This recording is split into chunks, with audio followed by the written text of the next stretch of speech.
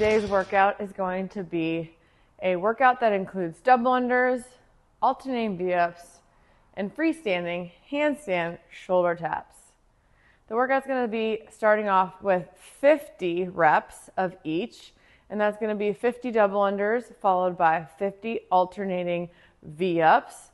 So each leg counts as a rep, so you'll end up in that 50 set, 25 on each side.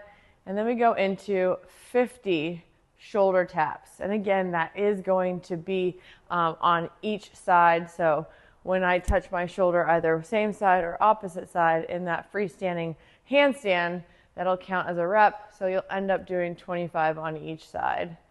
From there, we move into 40 reps, and that's going to be 40 double unders, 40 alternating V-ups, 40 freestanding handstand shoulder taps, and we're going to go all the way down 30, 20, and 10, and that's when the workout will end. We're going to go ahead and make sure that we hit some of these points of performance on these movements. For instance, on the alternating V-up, I'd like to see as you sit up that you're touching the toe and you're not touching just the shoe or the ankle. We're really getting the tips of the toes as we go through this. And we're alternating on that movement right there. Now on the freestanding shoulder taps, if you're not able to do it in the middle of the room, we can go ahead and go to the wall. We can go ahead and put our belly to the wall, which makes things a little bit easier and more manageable. You can kind of play around with the grade for which you are at the wall. So this is going to be easier than if we're up a little higher. So you get to kind of play around with that. We can also play around with doing this from a piked on the bench. We can do this from a plank on a bench. We can also do this from a plank on the floor.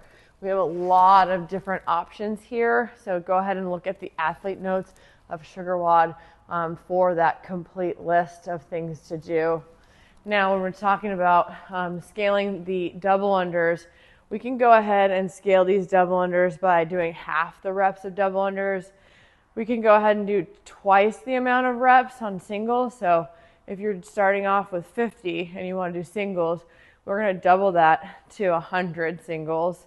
You can go with the same number, so 1 time singles, 50 singles, but these are all different scales that are going to be provided to you in this workout. So again, that detailed list of all the different scales is in the athlete notes of SugarWOD.